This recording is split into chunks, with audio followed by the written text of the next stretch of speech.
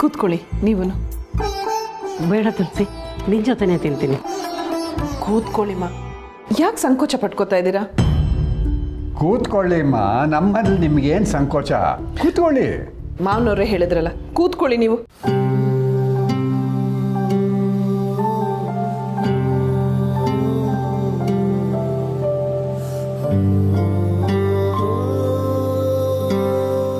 ಓಡು ಬಂದವಳಿಗೆ ಇನ್ನೂ ಬೆಳಗಾಗಿಲ್ವೋ? ಮಾವ, ಅದು ಸಂಧ್ಯಾ ತಾತ ಚಟ್ನಿ. ಕೊತ್ತಂಬರಿ ಸೊಪ್ಪು ಯಥೇಚ್ಛವಾಗಿ ಹಾಕಿದ್ಯಾ ತಾನೇ? ಅಮ್ಮ ಹಾಕಿದ್ದಾರೆ ತಾತ.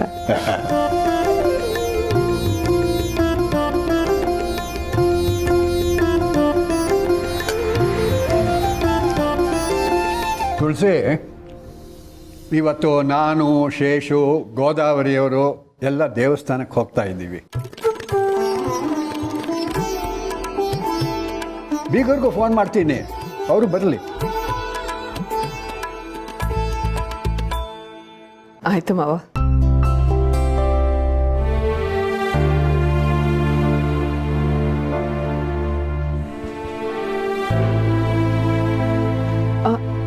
ಅಮ್ಮ ಯಾಕೆ?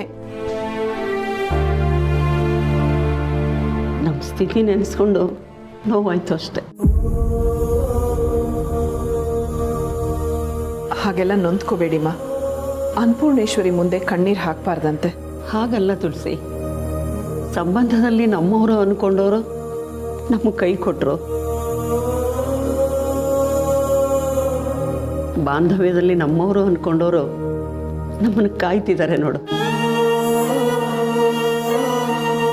ಇಲ್ಲಿರೋಕೆ ಅವಕಾಶ ಕೊಟ್ಟಿದ್ದಲ್ದೆ ಇಲ್ಲೇ ಇದ್ದರೆ ಮನಸ್ಸಿಗೆ ನೋವಾಗುತ್ತೆ ಅಂತ ಹೇಳಿ ದೇವಸ್ಥಾನಕ್ಕೆ ಕರ್ಕೊಂಡು ಹೋಗ್ತಿದ್ದೀನಿ ಅಂತಿದ್ದಾರಲ್ಲ, ಅದಕ್ಕೆ ಏನು ಹೇಳಬೇಕು ಅಂತ ಗೊತ್ತಾಗದೆ ಕಣ್ಣೀರು ಬಂತು ಅಷ್ಟೆ.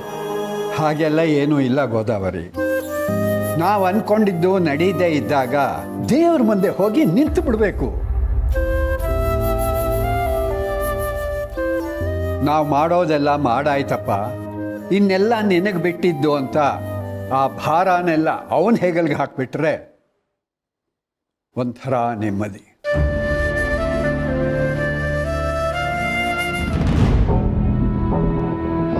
ನಾನು ಬರ್ತೀನಿ. ಏ ಪಾಪು, ಬಿಸಿ ಬಿಸಿ ದೋಸೆ ಹಾಕಿದ್ದೀನಿ, ತಿನ್ಕೊಂಡು ಹೋಗೋ. ಹಸುವಿಲ್ಲ ಅಮ್ಮ, ಆಫೀಸಲ್ಲಿ ತುಂಬ ಕೆಲಸ ಇದೆ, ನೀವು ಮಾಡಿ.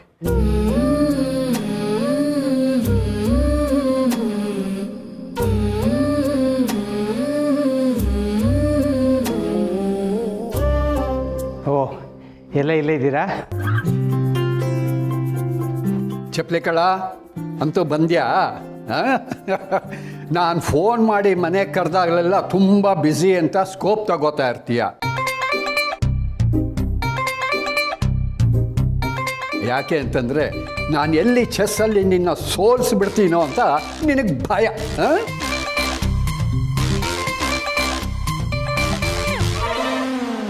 ಹಾಗೆಲ್ಲ ಏನೂ ಇಲ್ಲ ದತ್ತ. ನಿನ್ನೆ ಸ್ವಲ್ಪ ಕೆಲಸ ಇತ್ತು, ಅದಕ್ಕೆ ಇವತ್ತು ಬಂದೆ. ನೀವು ಯಾಕೆ ಎದ್ರಿ? ಕೂತ್ಕೊಳ್ಳಿ, ತಿಂಡಿ ತಿಂತಾ ಇದ್ರಿ ಅನ್ಸುತ್ತೆ. ಅಯ್ಯಯ್ಯ, ನೀನು ಬಂದೆ ಅಂತ ನಾನು ಹೇಳಲಿಲ್ಲಪ್ಪ. ಹೊಟ್ಟೆಗೆ ಮೋಸ ಮಾಡ್ಕೊಳ್ಳೋ ಪಾರ್ಟಿನೇ ಅಲ್ಲ ನಾನು. ನನ್ನ ಬ್ಯಾಟಿಂಗ್ ಮುಗೀತು, ಎದ್ದೆ.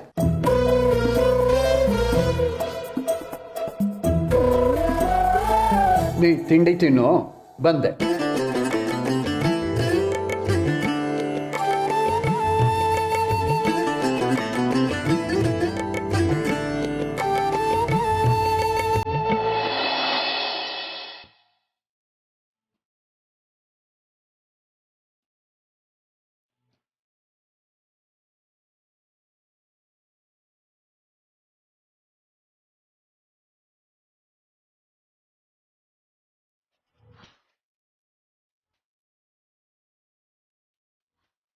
ಏನಿವತ್ತು ಕಣ್ ಬಿಡ್ತಿದ್ದ ಹಾಗೆ ಖುಷಿಯಾಗಿದ್ದೀರಲ್ಲ? ಕನ್ಸಲ್ಲಿ ಯಾವ್ದಾದ್ರೂ ಸುಂದರವಾಗಿರೋ ಹುಡುಗಿ ಬಂದಿದ್ಲಾ? ಕರೆಕ್ಟಾಗಿ ಗೆಸ್ ಮಾಡಿದೆ. ಏನು ಸುಂದರವಾಗಿದ್ಲು ಗೊತ್ತಾ? ನಿಜವಾಗ್ಲು? ಸತ್ಯವಾಗ್ಲು ನನ್ಗಿಂತ ಸುಂದರವಾಗಿದ್ಲ?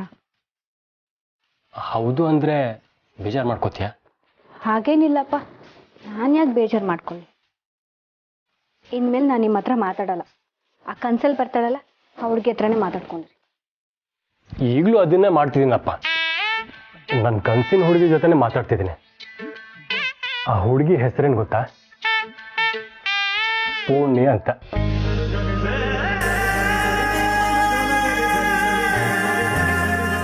ನಿನ್ನಂತ ಒಳ್ಳೆ ಹೆಂಡತಿ ಸಿಕ್ಕಿರುವಾಗ ಕನಸಲ್ಲೂ ನೀನೇ ಕಾಣೋದು. ದಿನ ಬೆಳಿಗ್ಗೆ ಎದ್ದು ಒಂದ್ಸಲ ನಿನ್ನ ಮುಖ ನೋಡಿದ್ರೆ ಆ ದಿನ ಚೆನ್ನಾಗಿರುತ್ತೆ ಗೊತ್ತಾ?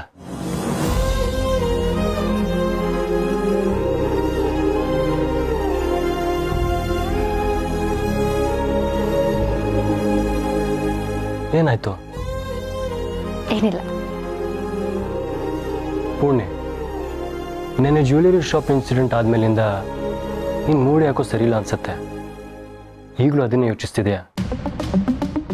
ಊರಿ, ನಾನು ನಿಮಗೆ ನೆನ್ನೆನೇ ಹೇಳಿದ್ನಲ್ಲ, ಸಿರಿ ಎಷ್ಟು ಬೋಲ್ಡಾಗಿ CCTV ಫುಟೇಜ್ ತೆಗ್ಸೋಕೆ ಹೇಳಿದ್ಲು ಅಂತ. ಆದರೆ ದೀಪಿಕಾ ಸುಮ್ಮನೆ ಗಲಾಟೆ ಯಾಕೆ ಅಂತ ಹೊರಡೋಣ ಅಂದ್ಲು. ಆ ಬಾಕ್ಸ್ ಸಿರಿ ಬ್ಯಾಗಲ್ಲಿ ಹೇಗೆ ಬರೋಕ್ಕೆ ಸಾಧ್ಯ ರೀ?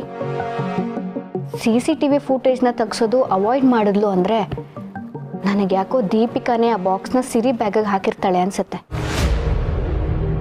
ನೆನ್ನೆನೆ ನನಗೆ ಅನುಮಾನ ಬಂದಿತ್ತು. ದೀಪಿಕಾನ?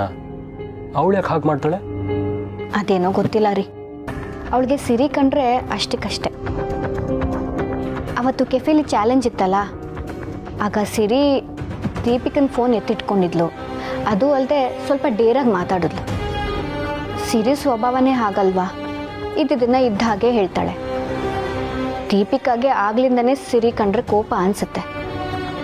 ನೆನ್ನೆ ಸಿರಿ ಬ್ಯಾಗಲ್ಲಿ ಓಲೆ ಸಿಕ್ಕಿದಾಗ ಅವಳ ಮುಖದಲ್ಲಿ ಸಣ್ಣ ನಗು ಇತ್ತು ರೀ. ಜನಾರ್ದನ್ ಮಗಳಲ್ವಾ? ನೀನು ಹೇಳೋದೆಲ್ಲ ಕೇಳಿದ್ರೆ ಅವಳೇ ಮಾಡಿರೋದ್ರಲ್ಲಿ ಆಶ್ಚರ್ಯ ಇಲ್ಲ ಅನ್ಸುತ್ತೆ. ಬಟ್ ಹೀಗೆಲ್ಲ ಮಾಡೋದು ಎಷ್ಟು ತಪ್ಪು ಕೆಲಸ ಅಲ್ವಾ? ಒಬ್ರು ಮಾಡದಿರೋ ತಪ್ಪಿಗೆ ಆರೋಪ ಬರೋ ಹಾಗೆ ಮಾಡೋದು ಅಲ್ವಾ? ನೀವು CCTV ಫುಟೇಜ್ ತೆಗೆಸಿದ್ರೆ ಸರಿ ಹೋಗೋದು. ಸಿರಿ ಮನ್ಸು ಮಾಡಿದಿದ್ರೆ ಹಾಗೆ ಮಾಡೋಳು ರೀ. ಆದರೆ ದೀಪಿಕಾ ನಮ್ಮನೆ ಸೊಸೆಗಳು ಅಂತ ಸುಮ್ಮನಾಗಿರ್ತಾಳೆ. ಆ ದೀಪಿಕಾ ಹೀಗೆ ಅಂತ ನಾನು ನಿಜವಾಗ್ಲೂ ಅನ್ಕೊಂಡಿರ್ಲಿಲ್ಲ ಪುಣ್ಯ. ನಮ್ಮನೆ ಸೊಸೆ ಆದಮೇಲೆ ಇನ್ನು ಹೇಗೋ.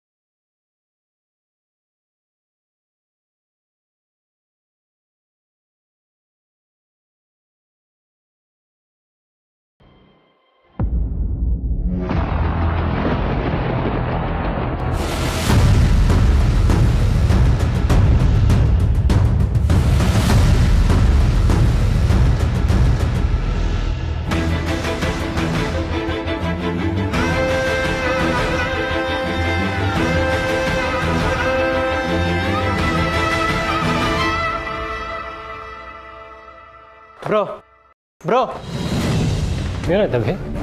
ಬ್ರೋ, ನಮ್ಮ ಇನ್ವೆಸ್ಟರ್ಸ್ ಕಾಲ್ ಮಾಡಿದ್ರು. ರಾತ್ರಿ ನಂಗೆ ಕಾಲ್ ಮಾಡಿದ್ರಂತೆ. ನಾನು ಮಲ್ಕೊಂಡ್ಬಿಟ್ಟಿದ್ದೆ. ಲಾಸ್ಟ್ ಮೂಮೆಂಟಲ್ಲಿ ಇನ್ವೆಸ್ಟ್ ಮಾಡೋಕ್ಕಾಗಲ್ಲ ಅಂತಿದ್ದಾರಂತೆ ಬ್ರೋ. ಆಲ್ರೆಡಿ ಗ್ರೌಂಡ್ ವರ್ಕ್ ಎಲ್ಲ ಆಗೋಗಿದೆ. ಎಂಪ್ಲಾಯೀಸ್ನ ರಿಕ್ರೂಟ್ ಮಾಡಾಗಿದೆ. ಇವಾಗ ಏನು ಮಾಡಬೇಕು ಅಂತಲೇ ಗೊತ್ತಾಗ್ತಿಲ್ಲ. ವಾಟ್? ಯಾಕೆ ಅಂತ ದಬಾಯಿಸಿದ್ರೆ ಯಾರೋ ಬ್ಲೈಂಡ್ ಇನ್ವೆಸ್ಟರ್ ನಮ್ಮ ಕಂಪ್ನಿಗೆ ಇನ್ವೆಸ್ಟ್ ಮಾಡಿದಾರಂತೆ.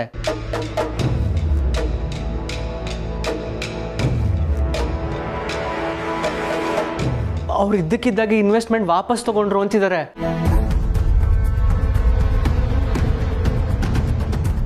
ಸಾಲದು ಅಂತ ಅವ್ರು ನನಗೆ ಕೊಟ್ಟಿದ್ದ ಬಿಸ್ನೆಸ್ ಐಡಿಯಾನ ಬೇರೆಯವರು ಕೊಟ್ಟಿದ್ದಾರಂತೆ ಬ್ರೋ. ಒಂದೇ ದಿನದಲ್ಲಿ ಏನೆಲ್ಲ ಆಗೋಯ್ತು. ನಾನು ಏನು ಮಾಡಲಿ ಇವಾಗ?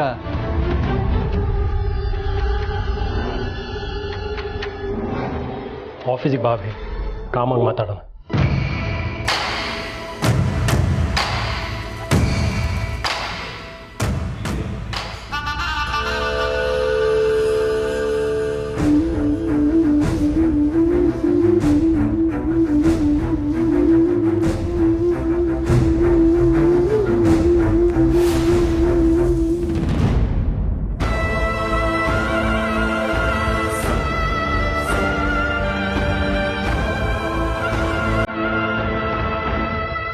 ಮಾವ ಕಾಫಿ.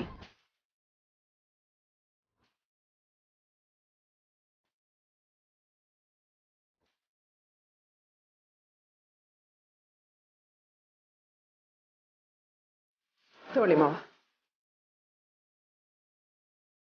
ಏನಾಯ್ತು ಮಾವ? ಯಾಕೊಂಥರ ಇದ್ದೀರಾ? ಏನಾಯ್ತು? ತುಳಸಿ, ಆಸ್ಪತ್ರೆಗೆ ದುಡ್ಡು ಕಟ್ಟಿದ್ನಲ್ಲ ಮಾಧವ, ಅದನ್ನು ಅವನಿಗೆ ವಾಪಸ್ ಕೊಡೋಣ ಅಂತ ಮನೆಯಲ್ಲಿ ದುಡ್ಡು ತಂದಿಟ್ಟಿದ್ದೆ. ಆಸ್ಪತ್ರೆ ಬಿಲ್ಲ ಮಾಧವ್ ಅವ್ರು ಕಟ್ಟಿದ್ರ? ಏನ್ ಹೇಳ್ತಾ ಇದ್ದೀರಾ ಮಾವ? ಓ, ನಿನಗೆ ಆ ವಿಷಯನೇ ಗೊತ್ತಿಲ್ಲ ಅಲ್ವಾ? ನೀನು ಆಸ್ಪತ್ರೆಯಲ್ಲಿದ್ದಾಗ ಬಿಲ್ ಕಟ್ಟೋ ವಿಷಯ ಬಂತು. ನಿನ್ನ ಸುಪುತ್ರ ನಿನ್ನ ಹೆಸರನ್ನು ಇನ್ಶೂರೆನ್ಸಿಂದ ತೆಗೆದುಹಾಕಿದ್ದಾನೆ ಅಂತ ಗೊತ್ತಾಯಿತು. ನನ್ನ ಹತ್ರ ಇದ್ದ ಸೇವಿಂಗ್ಸ್ನಲ್ಲಿ 3.5 ಲಕ್ಷನ ನಿನ್ನ ಮಗಳಿಗೆ ಕೊಟ್ಟಿದ್ದೆ. ನನ್ನ ಕೈ ಕಟ್ಟಿದ ಹಾಗಾಗಿತ್ತು. ಏನು ಮಾಡಬೇಕು ಅಂತಾನೆ ತೋಚಲಿಲ್ಲ ನನಗೆ. ಆಗ ಈ ಮಾಧವ ಆಸ್ಪತ್ರೆ ಬಿಲ್ ಕಟ್ಟದ.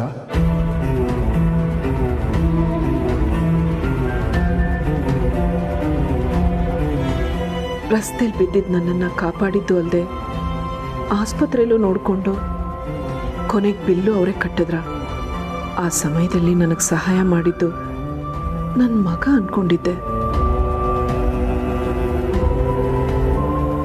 ಅವನೇನೋ ತಾನು ದುಡ್ಡು ಕಟ್ಟಿರೋದನ್ನ ಯಾರಿಗೂ ಹೇಳಬೇಡಿ ಅಂತ ಆಸ್ಪತ್ರೆಯವ್ರಿಗೆ ಹೇಳಿದ್ದ.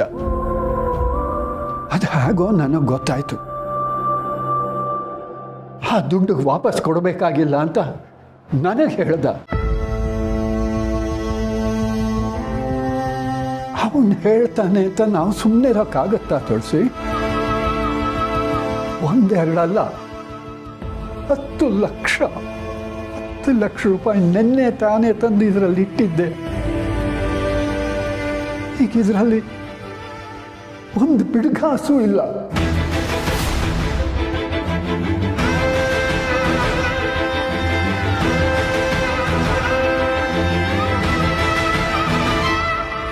ಅಯ್ಯೋ, ಏನು ಹೇಳ್ತಾ ಇದ್ದೀರಾ ಮಾವ? ಅಷ್ಟು ದುಡ್ಡು ಎಲ್ಲಿ ಹೋಗುತ್ತೆ? ಇಲ್ಲೆಲ್ಲೋ ಇರಬೇಕು. ತುಳಸಿ, ಅಲ್ಲೆಲ್ಲೂ ಇಲ್ಲ. ಆ ದುಡ್ಡನ್ನು ಇದರಲ್ಲೇ ಇಟ್ಟಿದ್ದೆ. ತುಳಸಿ, ಆ ದಂಡಪಿಂಡನಿಗೆ ಫೋನ್ ಮಾಡಿ ತಕ್ಷಣ ಬರಬೇಕಂತ ಹೇಳು. ಆ ಓಡು ಬಂದವಳು ನೆಪ್ಸು. ಆ ಹಣ ಎಲ್ಲಿ ಹೋಯ್ತು ಅಂತ ನಂಗೆ ಈಗಲೇ ಗೊತ್ತಾಗಬೇಕು. ಮಾವ, ಸಂಧ್ಯಾ ರಾತ್ರಿನೇ ಮನೆ ಬಿಟ್ಟು ಹೋದ್ಲು.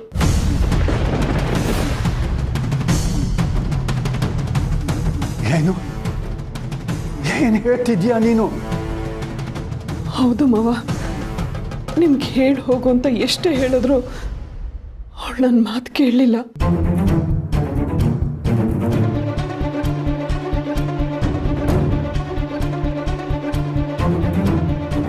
ಅಂದರೆ ಅವಳು ಹಿಡ್ಕೊಂಡಿದ್ದು ನನ್ನ ಬ್ಯಾಗ.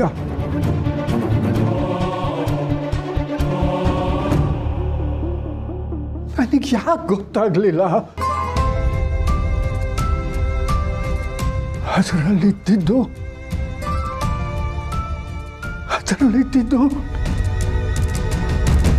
ನನ್ನ ಹಣ.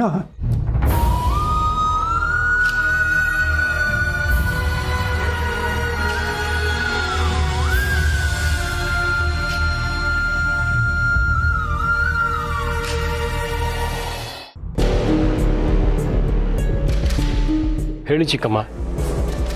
ಅಭಿ ಆಗಲೇ ಮಾತಾಡ್ತಿದ್ದ ವಿಷಯನ ಮಾತಾಡಕ್ಕೆ ತಾನೇ ನನಗೆ ಇಲ್ಲಿ ಕರೆದಿದ್ದು. ಹೌದು ಅಭಿ.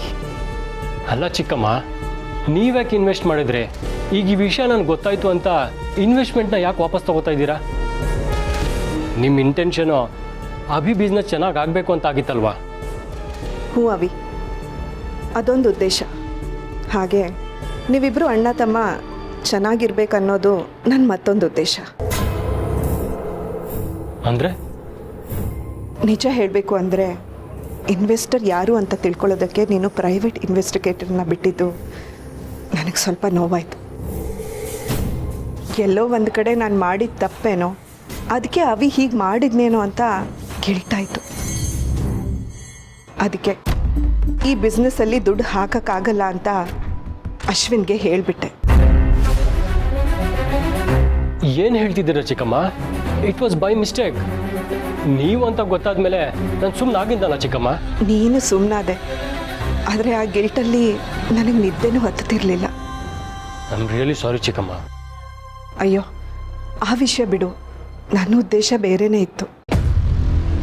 ಅದು ನಾನು ಇನ್ವೆಸ್ಟ್ ಮಾಡಲ್ಲ ಅಂತ ಅಶ್ವಿನ್ಗೆ ಹೇಳಿದರೆ ಆ ವಿಷಯನ ಅಶ್ವಿನ್ ಅಭಿಗೆ ಹೇಳ್ತಾನೆ. ಆಗ ಅಭಿ ವಿಧಿ ಇಲ್ಲದೆ ನಿನಗೆ ಇನ್ವೆಸ್ಟ್ಮೆಂಟ್ ಮಾಡು ಅಂತ ಹೇಳ್ತಾನೆ ಅಂತ ನಾನು ಅಂದ್ಕೊಂಡಿದ್ದೆ. ಆದರೆ ಅದು ಹಾಗಾಗಲೇ ಇಲ್ಲ. ಅವರು ನೋಡಿದ್ರೆ ಆ ಐಡಿಯಾನೇ ಬೇರೆ ಯಾರಿಗೂ ಕೊಟ್ಬಿಟ್ರು. ನಿಜ ಹೇಳಬೇಕು ಅಂದರೆ ನೀನು ಇಷ್ಟಪಟ್ಟಿರೋ ಹಾಗೆ ಅಭಿ ಬಿಸ್ನೆಸ್ನಲ್ಲಿ ಇನ್ವೆಸ್ಟ್ ಮಾಡಬಹುದು ಅಂದ್ಕೊಂಡಿದ್ದೆ. ಬಟ್ ಅದು ಹಾಗಾಗಲಿಲ್ಲ. ಹೋಗಲಿ ಬಿಡಿ ಚಿಕ್ಕಮ್ಮ, ನೀವು ಬೇಕು ಅಂತ ಮಾಡಿಲ್ವಲ್ಲ. ಹೌದು, ಚಿಕ್ಕಮ್ಮ ಬೇಕು ಅಂತಲೇ ಮಾಡಲಿಲ್ಲ. ಆದರೆ ನೀನು ಮಾತ್ರ ಬೇಕಂತಾನೆ ಮಾಡಿದೆ ಅಲ್ವಾ ಬ್ರೋ?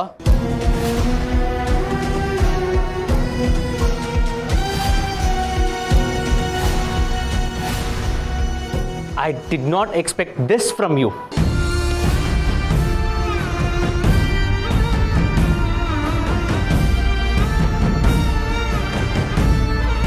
ಅಭಿ,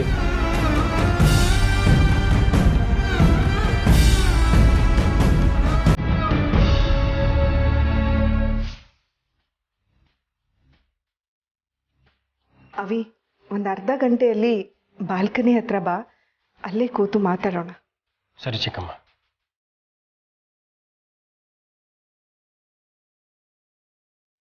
ಅಭಿ, ಟೆನ್ಷನ್ ಮಾಡ್ಕೋಬೇಡ. ಒಂದು ಅರ್ಧ ಗಂಟೆ ಬಿಟ್ಟು ನನ್ನ ರೂಮ್ ಹತ್ರ ಬಾ. ನೋಡು, ನಿನ್ನ ಪ್ರಾಬ್ಲಮ್ಗೆ ಸೊಲ್ಯೂಷನ್ ಹುಡ್ಕೋಣ. Don't worry. ಯಾವತ್ತಿದ್ರೂ ಈ ಮನೆ ಕಂಟ್ರೋಲು ನನ್ನ ಕೈಯಲ್ಲೇ ಇರುತ್ತೆ.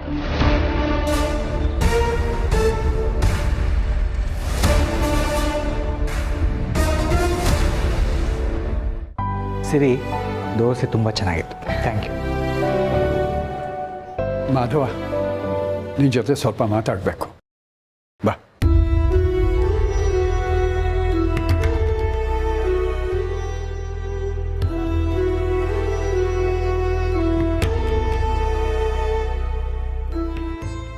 ಹೇಳಿ ತಾತ, ಏನಾದರೂ ತೊಂದರೆನಾ?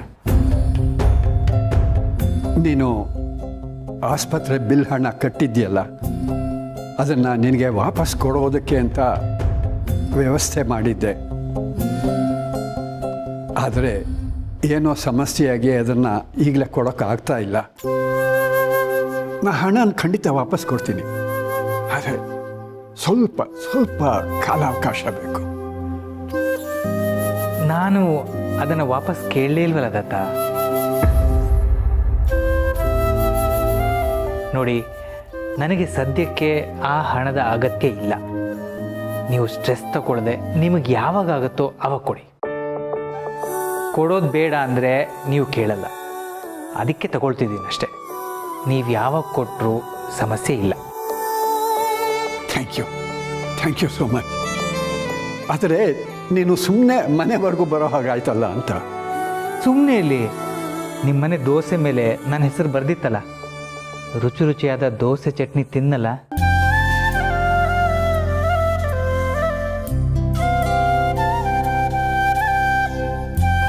ಸರಿ, ನಾನೇನು ಹೊರಡ್ತೀನಿ. ತುಳಸಿಯವರೇ, ಕೆಫೆ ಕಡೆಗೆ ಹೋಗ್ತಾ ಇದ್ದೀನಿ, ಬರ್ತೀರಾ? ಇಲ್ಲ ಮಾಧವ್ ಅವರೇ, ಸ್ವಲ್ಪ ಕೆಲಸ ಇದೆ, ಅದನ್ನು ಮುಗಿಸ್ಕೊಂಡು ಬರ್ತೀನಿ. ನೀವು ಹೊರಟಿರಿ. ಸರಿ, ಬರ್ತೀನಿ. ಬಾಯ್.